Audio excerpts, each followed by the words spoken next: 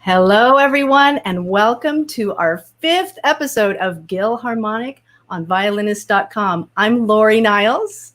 And I'm Gil Shaham. Hi, everybody. Thank you for joining us. It's a beautiful Sunday here in Aspen, Colorado. Lori, I may turn a little alien. I might go a little pixelated. We're getting some rocky signal here in the Rocky Mountains today. Well, I'm here in Los Angeles, and I want to remind everybody that everyone is welcome to the Gil Harmonic. You don't need to have a degree in music. You don't need to audition. You don't even need a ticket. Just show up, and we're happy to see you. We're going to have some fun today. I wanted to show you. We received the nicest thing. It's a drawing made by Claire Lee, who was our guest last week from Farmington. Thank you, Claire. Thank you, Claire. You made my week. I love that drawing. I love that the horsehair on the bow. I love the violin, the bow, the detail. Rameau, Temple of Glory, and everything. Thank you. Thank you. Well, and it's not that easy to draw a violin. She nailed it. So thank you, Claire. And this week we have some guests. Yugo Maeda. He's a brilliant young man, 8 years old. Not only does he play the violin, but he also composes. He's coming to us also from the Los Angeles area. We also have Rabia Brooke, and she is playing on a violin that is almost 300 years old. So imagine that, conjuring the voice of a violin that is nearly 300 years old. And she'll be playing. Go ahead. Yeah, she makes that Guadagnini sound beautiful. And she'll be playing Prokofiev's Second Violin Concerto, which happens to be my sister-in-law's favorite violin concerto of all violin concertos, and happens to be a personal favorite of mine, too. I mean, it must be. You've recorded it twice, so I'm thinking. I do love that piece. And then, very exciting, we have none other than Robi Lakatosh himself with us. He'll be joining us from Budapest, from Hungary. He's a great master of all arts of violin magic, and he'll have his entire ensemble, Lori. They're all over Europe. He's in Hungary. Some of them are in Brussels. They're all over that continent, and they'll be with us here today. The magic of technology. Yeah. So everyone, if you're watching live, please tell all your friends. If you're watching on Facebook, start a watch party. And if you want to ask us a question, please participate in the chat, either live chat, either on Facebook or on YouTube. Well, we have a lot of ground to cover. It's going to be another one of the happiest hours of violin on the web. Let's get started.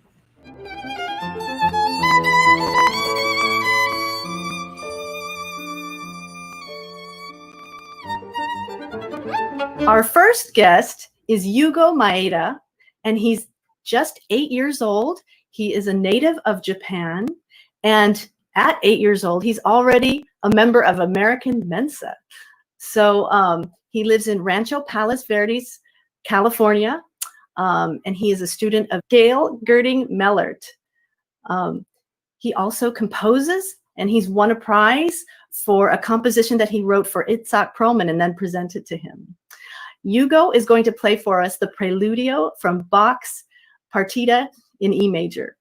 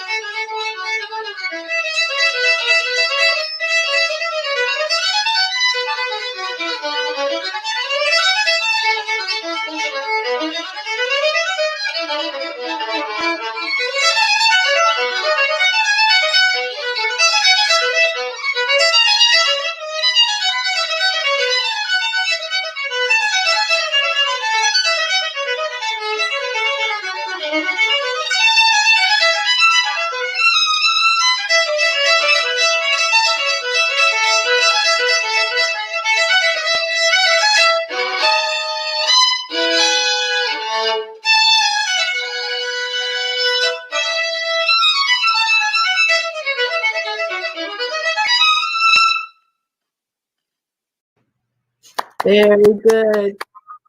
Well, Yes. Yes. Well done, Hugo. Well done, Hugo. What an impressive preludio. absolutely. I really, really enjoyed that. There you are. You know, I was listening to you play and I thought, what an impressive young man. Hey, you okay there? But I thought, what an impressive young man. What an impressive preludio. And that's a perfect piece. You there was got a lot to figure out with this piece, right? All those string crossings and so many notes to learn. And how long have you been playing this, Hugo? 2 months.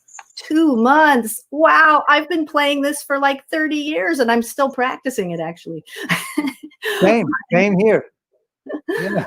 But I'm really impressed that that you were able to bring this together. And what is it that you like about this piece? What made you want to play it? I like this because it's very happy, exciting, and fun. Yeah, Yes. I agree. It's just kind of so right. long. It's also got a lot of notes in it. I was actually looking at my music. I brought it. And look at it's just all, look at that. Right. Yeah. I did while you were playing, I was looking at your face and I was enjoying how you were focusing about your playing and also the phrasings that you make. One thing about this piece that I think is interesting is the rhythm of the piece. Wait, the rhythm, Gil, isn't it just a bunch of 16th notes? Well, that's what I was going to say. That is what I was going to say, that when you look at it, the first 2 bars have eighths, right? 8th notes. And actually it starts with an 8th note rest. But the rest of it looks like it's all 16ths, right? 4 pages of nothing but 16th notes. But I think that's a little misleading because the way Bach wrote, and I know you're a composer, so maybe this will be interesting for you, but the way Bach wrote, it is for 1 violin, but when you have something like, right, when you have that, you really have 2 voices, right? One voice is moving And those are eighth notes, really. They're not 16ths. Those are eighth notes. And the other voice is a whole note, B, right? So, I think that's a very interesting thing about this piece. It's misleading to think that it's all 16ths. There's a lot more complicated rhythm going on there. So if I were to ask you, that Bariloche plays, how many voices do you hear here?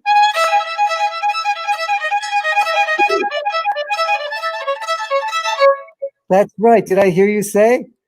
Yes. Yeah. How So many? that one has, 3. so that one has 3 voices, and actually each one of them sort of holds a whole bar, right? Actually, often they hold 2 bars. Because the And the note first doesn't change, note- right? So the rhythm there, that G sharp actually stays for 3.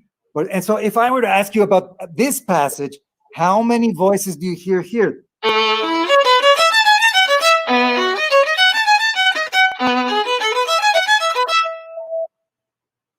I mean, this is a little tricky. I don't know. What do you think? That's what I think too. I agree. Wait a minute. Can you show me how there's 4 voices there? Well, it's sort of, and actually, Can you this kind separate of- them out for me?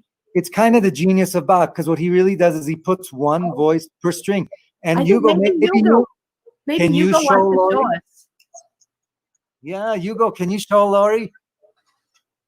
So one voice and is another voice and this is another voice. All of them are each string is a voice. Yeah, Voice. that's I exactly like right. it. So like That's da, exactly da da da da da da. Right. So this is almost like if you have an orchestra and you have the cellos playing, and then the second violin, and first.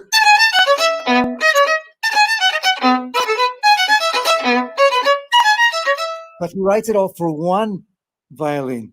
And what's also interesting in a place like this, if you listen to that violin, the first violin line, right? What is that? Right? That's the melody, right? Hmm.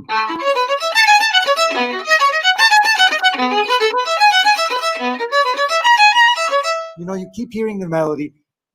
That first bar, right? The first bar is but it's compressed into only 6/8, right? Become right, and it gets more and more intense. It's always the wrong notes until finally at the end you come to the E. So I thought that's maybe an interesting thing to think about, all these complicated rhythms in the piece. I guess I wanted to ask you also, do you remember what is the highest note that you play in this preludium? Probably the E. That's it. That's the highest note. And do you know what is the lowest note that you play?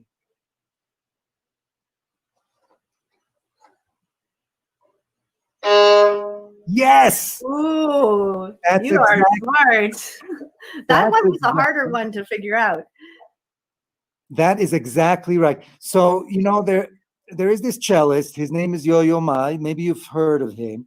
And every once in a while, Yo-Yo will say this. He will say, if you play the low note loud and clear, then everything else will float above and fall into place very easily. And he's a cellist, so they like their low notes, and we should take it with a grain of salt. But sometimes cellists have good advice for violinists too. And when you're playing this part,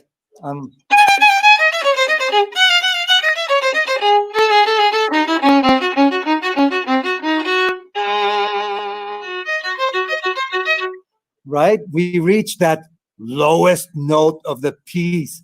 It's a very important note. It's the lowest note we're going to hit. And I was wondering if maybe you can savor it a little more. Do you want to play that part for us? And then just make sure that when you reach the bottom note, It's loud and clear, so everything else floats on top. From That's good, yeah.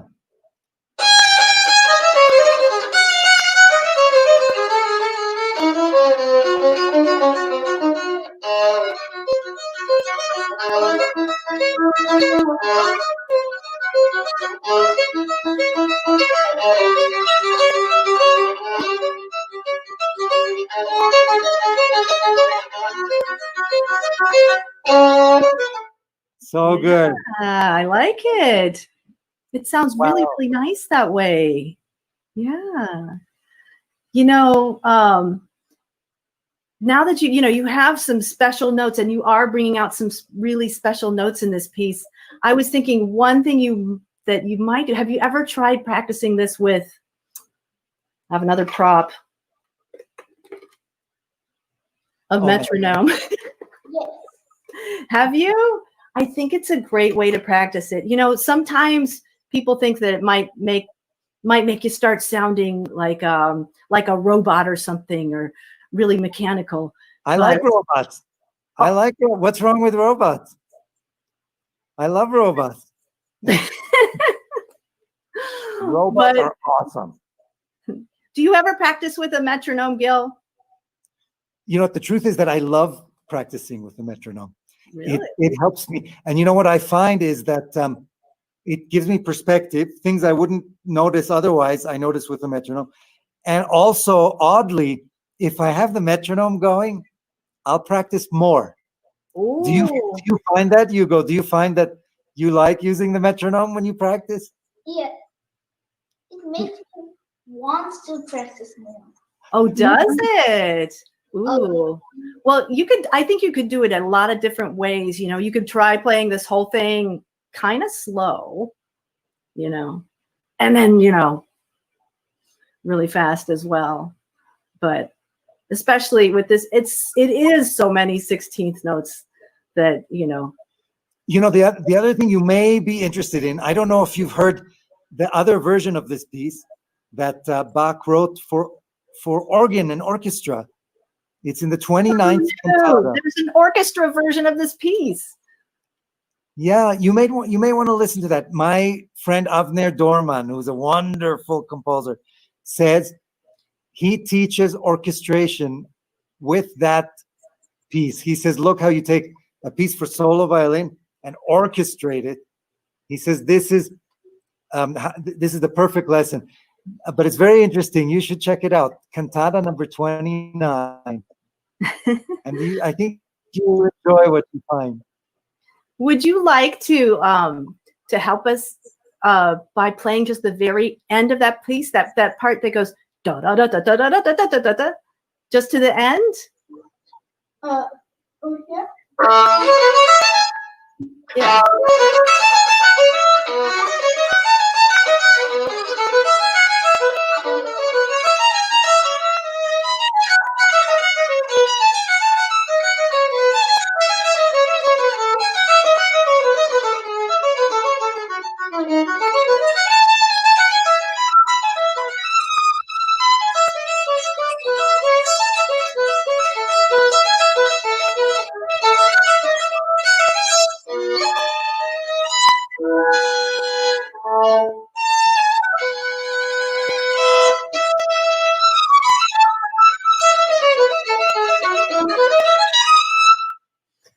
Yay!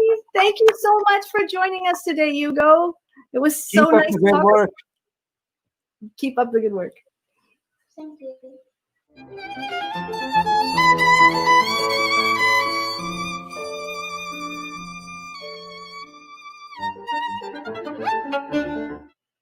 Our next guest is Rabia Brooke.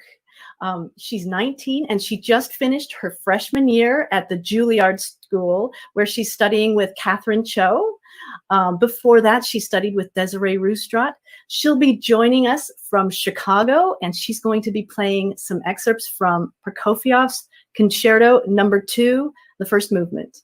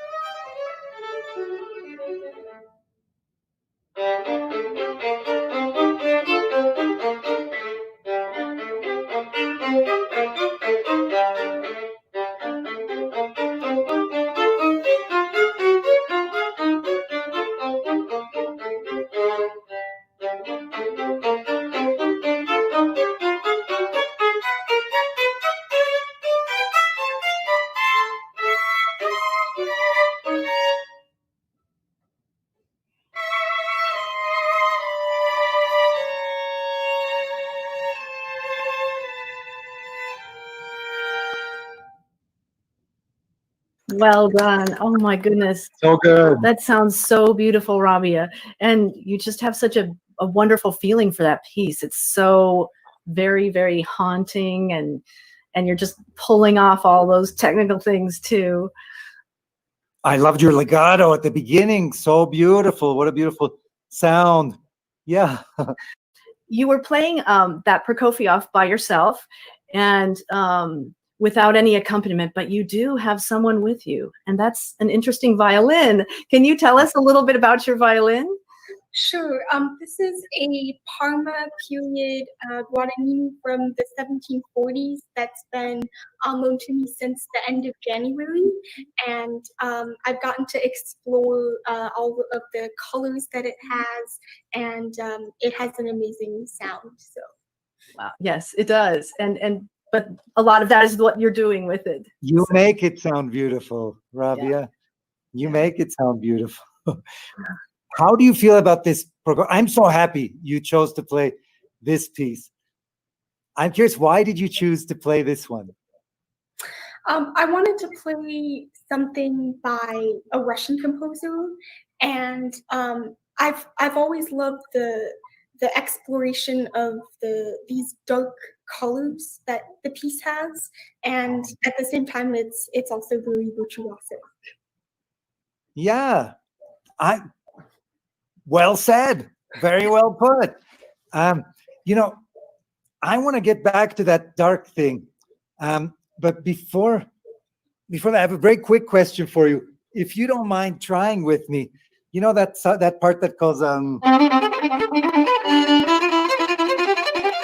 and then, you know,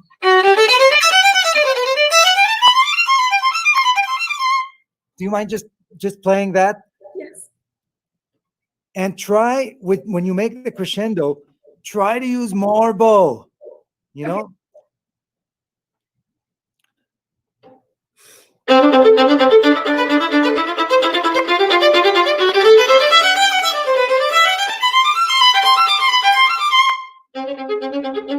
That's really good. That was really good. I wonder if you can use twice as much bow. One more time, but like twice as much bow.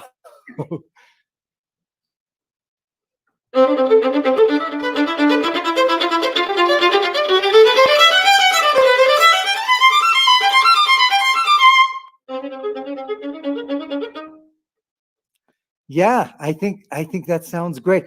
You know, I used to watch videos of David Oistrakh. I think everybody can probably find that on YouTube now.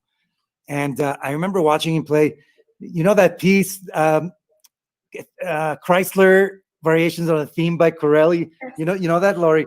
Yeah. And if you watch the video, he plays a.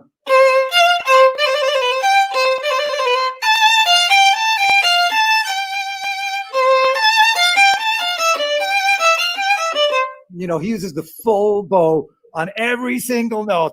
And I remember watching that video and I thought, how can you use so much bow? It sounds fantastic. Or, there's recordings of like what the Leningrad Philharmonic, they're playing Tchaikovsky's symphony and they play, all the 16th notes.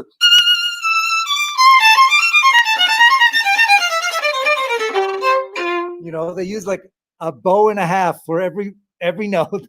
And when they do it, it sounds fantastic.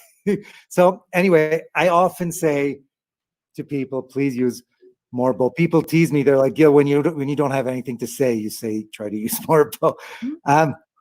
Yeah, there's another story that I'm remembering now in my stream of conscience, Laurie. Whitewater rafting here on the stream of conscience. But yes, like whitewater raft on the stream of conscience. It may not be a true story, so please, if people know out there, please correct me in the chat. But the story I heard was that David Oistrakh was rehearsing. I don't know if it was this concerto or this first concerto, and Prokofiev was in the audience during the rehearsal. And they were rehearsing, and Prokofiev got very upset. And he came on stage yelling. And he was yelling at Oistrakh and the musicians. And he said, you don't understand. You don't understand. The sound has to be completely dead. And so I don't know exactly what he meant, but I think you are onto something when you say there's something very dark, and I wonder, do you want to try that passage? I think Prokofiev is very meticulous, and those accents, that first accent is very important. Maybe he doesn't want a refined sound. He wants a dead sound, and he wants a clear accent, and he wants the spooky graveyard,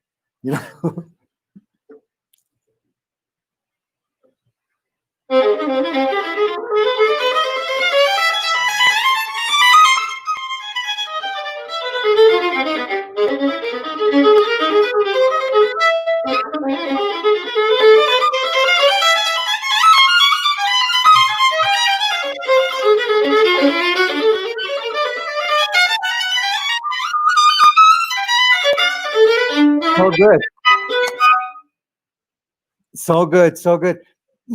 It's very hard to hear dynamics over the internet, but I feel like if you have a sensitive orchestra and a sensitive conductor, you can drop to much lower than that even and really bring your audience in for a whisper of it, for that pianissimo. Yeah, I guess maybe on a more cheerful note, I see that we're running out of time. yes. And yeah. I mean, so Gil could talk a long time about Prokofiev, Yeah. and that's because look at what I found. Okay, this is one of my favorite CDs. He's Thank recorded you, it Lauren. twice, and it's a I'll keep recording it until I get it right. I just wanted to say my favorite Prokofiev of all time is yours, and I heard so you. nice. I heard you many years ago on WFMT, and they didn't say like who the violinist was, and I guessed it was you, and it was. Oh, thank you. I love this composer. Actually, Laurie and I have gotten to know each other a bit over the summer, but I don't think I told you that when I was a kid, my dad used to have a TV show. My dad was a scientist. He was a physicist, astrophysics, and he used to have a science show, kind of like Nova or something on Israeli TV. And he loved doing this show, and he was very successful. He was like, one day he came home, he was like so happy. He's like, yeah, we beat Dallas in the ratings, But anyway, an accomplishment. but the theme music for his show was the scherzo from Prokofiev Fifth Symphony, You know, Yeah. Yeah. That one.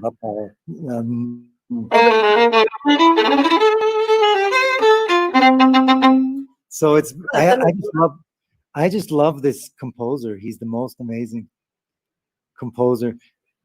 I did want to ask Rabia about something, and that's a little bit about like how you got your start playing the violin. What made you want to play this instrument, and how old were you? Sure. Well, I was around 2 years old, and I went to a lot of concerts in the Chicago area, and I saw the fiddle player Natalie McMaster at a Grant Park concert, and I was just really inspired to see how much joy it brought her when she was playing. And then shortly after that, I went to a CSO concert and I saw the violin section playing, and I immediately realized that I wanted to become a violinist. And when I was around 2, my mom made me a cardboard violin, and then shortly after, I switched to a real one. Yeah. And so how much did you practice when you were, a little tiny person? 15 minutes a day? I mean, that would be about typical.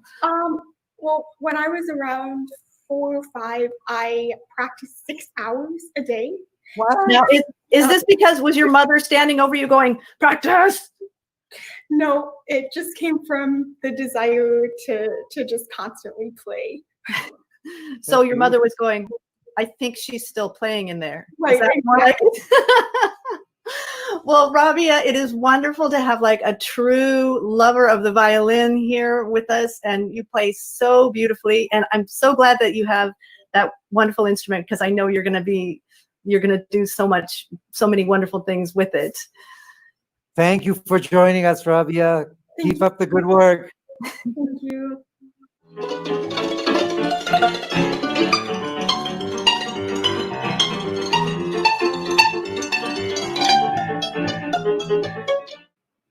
Lori knows I'm so excited about our next guest. When I found out he would be joining us, I started smiling and I haven't stopped since then. He's joining us from Budapest. He's a living legend, comes from a legendary family, and he's joined by his entire amazing ensemble. He is a great master of many genres. He plays Hungarian style and gypsy style, and also jazz style and klezmer style and Indian style, and of course classical style. And I'm leaving out many. We are very lucky. Him and the Lakatosh Ensemble will play their new version of Tic Tac for us. Everybody, Maestro Robi Lakatosh.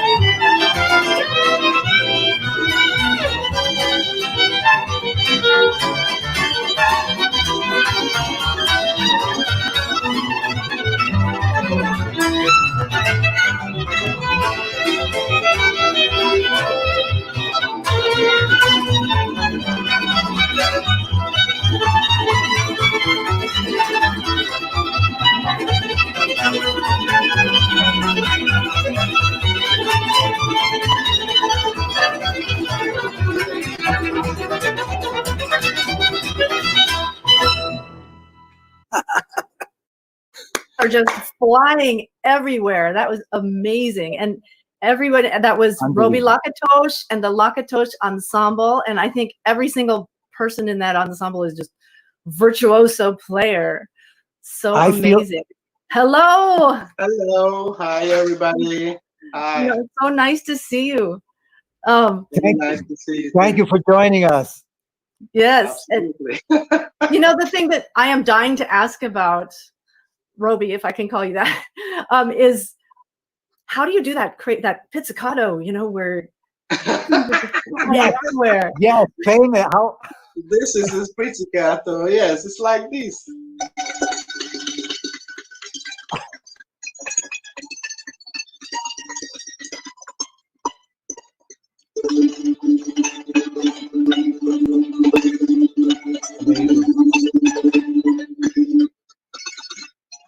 It kind of goes both ways.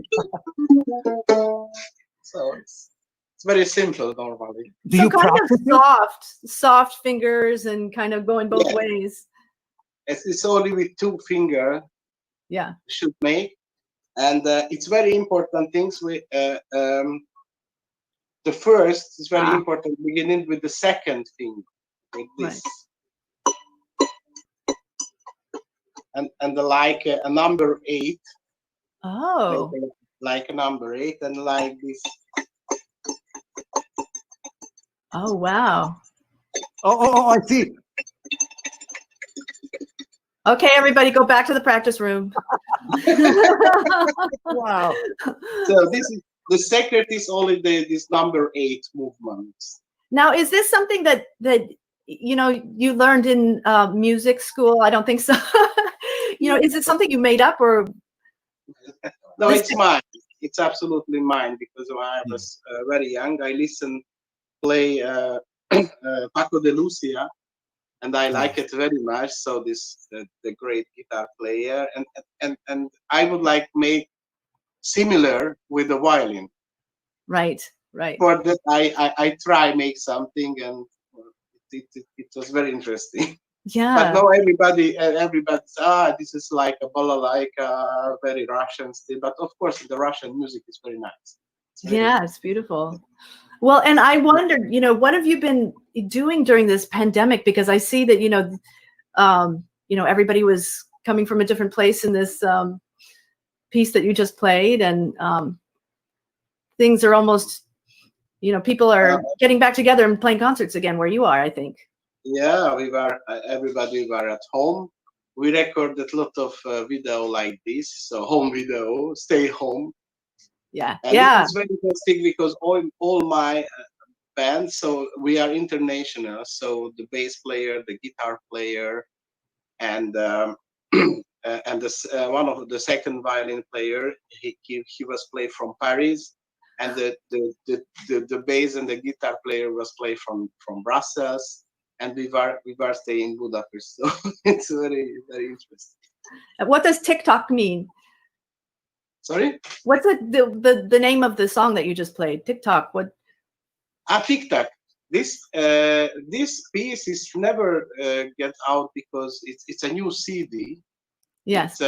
And I hope very soon we have already, because already it's mixed this piece, and it's a new CD. So the name of the album is the Double Standard. And this is this the first piece from our new CD. It's coming up out very soon. Well, I want to say, after hearing this performance, bravi to all of you. Whenever I hear you play, I feel like there is fire, there is smoke coming out of the violin and out of the cymbalum and out of all the instruments. You know, you always bring down the house. And Yes. yeah, just bravi to all of you. Because I like very much, you know, when we play concert, I don't like the people sleeping on the concert.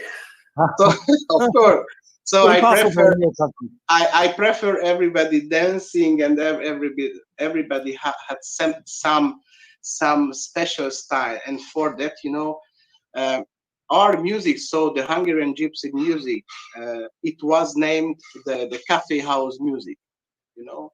And this time the people was in the cafe and drinking the tea, drinking the cafe, and listen a little bit the music, but from behind, you know. And we want to put this music. What is the possibility for put this music on the stage, for play two hours concert and everybody sitting?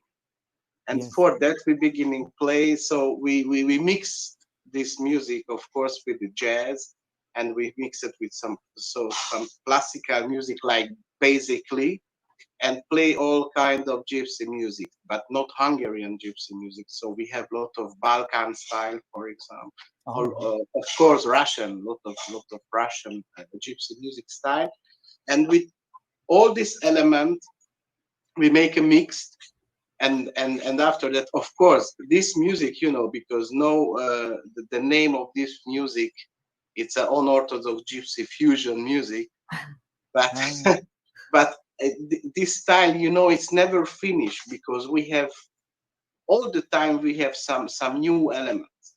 Like now the absolutely last element, we have the Indian, because 2 weeks ago our CD with Dr. L. Subramanian, we make out Indian music. And so this is absolutely new element in our music. And for example, tango, the Piazzolla tango, or mariachi music, of course, the Mexican mariachi music, or some flamenco style. So all this music mixed, and of course, Stefan Grappelli and Django Reinhardt. So this is in the States, this is the European gypsy European gypsy jazz music. So this is very important. All this music mixed together. Roby, and like this, when we play on the concert, so the people, I think everybody very happy. Yeah, do they stand up and dance? Yes. Yeah, because we have lot of rhythm change all the time. Yeah. So when we play something, so all 2-3 minutes, some new all the time. This is new style. Roby, have you ever played American fiddling?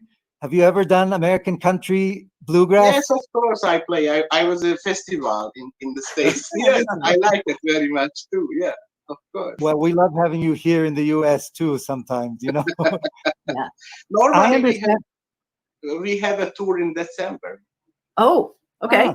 Hopefully everybody will check it out. I hope it's work. I hope. Yeah. I understand you played a concert last week. and the Yes. president of Switzerland was there. It was in Schweiz, in Switzerland, and it was really interesting because in the Meringen Music Festival, so they organized this year after the pandemic. It was the first concert in Switzerland. And it was a really great pleasure for me. I was really a very happy person. I played the first concert.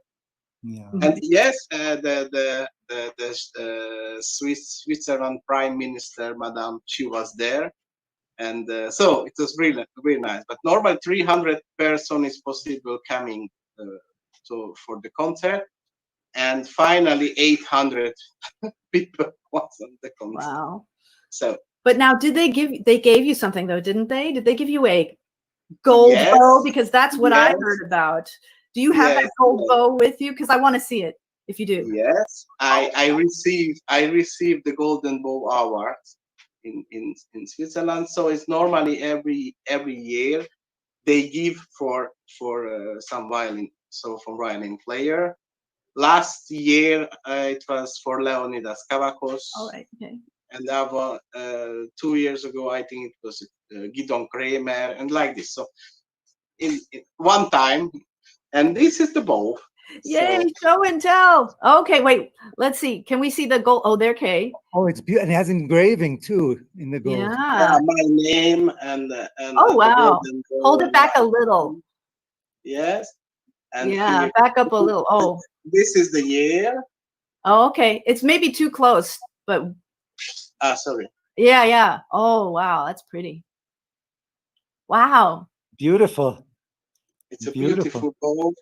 It's from Marcus Fischer. Okay. Congratulations. Thank you so much. And now I have a good bow finally. So really nice. I don't like it. suppose we could convince you to play something more for us, could we? Why not? Pleasure. Oh, thank you. Absolutely. Thank you. I We're- asked maybe my piano player. Oh, Hmm? great. One. Let's And hear 'em. And we play, I think, your piece, Lord. Yay! Those were the days. Your piece, we play. Oh, Thank you both. Bravi both. Thank you. Pleasure.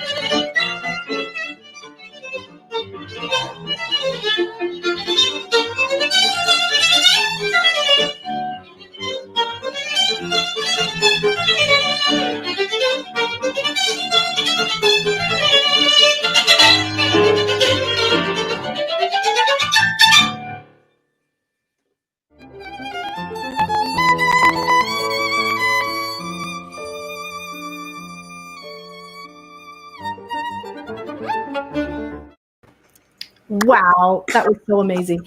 You know, I am so tickled that Roby Lakatosh and his pianist Kalman Cheki played Those Were the Days, because that's a song, it's so sentimental. It's sort of about days gone by and longing for them. And I'm just feeling that right now. So it's kind of very moving to me. So What a great honor to have those guys on here, and they play so great, and that whole ensemble, amazing, amazing. We are so lucky.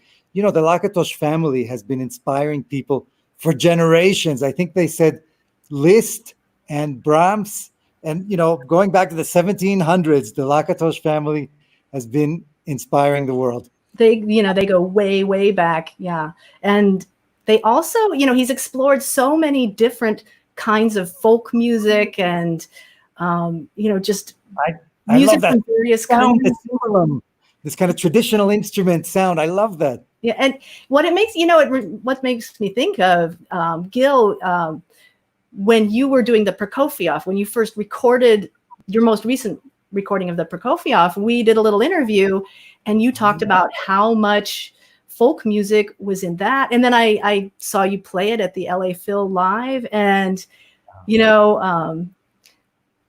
I would love to hear a little bit about that folk music, because it just sort of relates. Yeah. I do remember it was such a treat to be there with the LA Phil. You know, that's amazing to be on stage with 100 musicians like that. That's really. Hopefully we get to do it again sometime soon. But it's true. We talked about Prokofiev. You know, some of these passages are, meant to be they're not supposed to sound like a symphony orchestra. This business.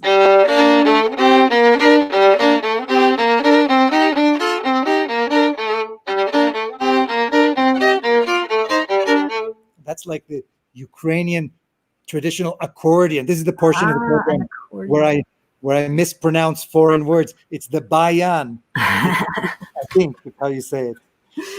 Yeah. Bayan, you can hear it opening and closing, opening and closing. Even in the last movement, you can sort of hear it exhale and inhale.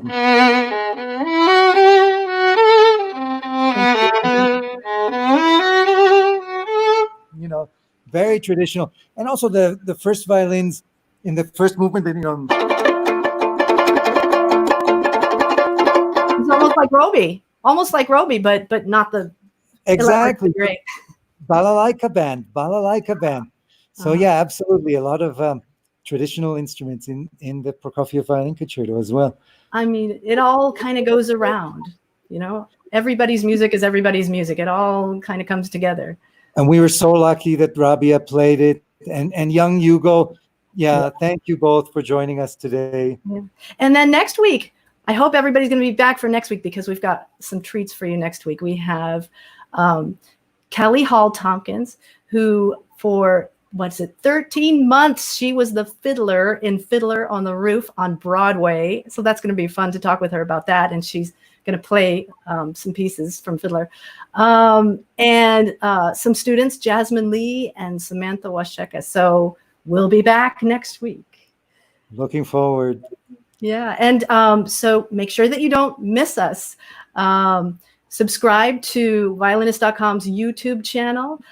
Follow Gil Shaham on Facebook. Follow violinist.com on Facebook. And we will see you next week.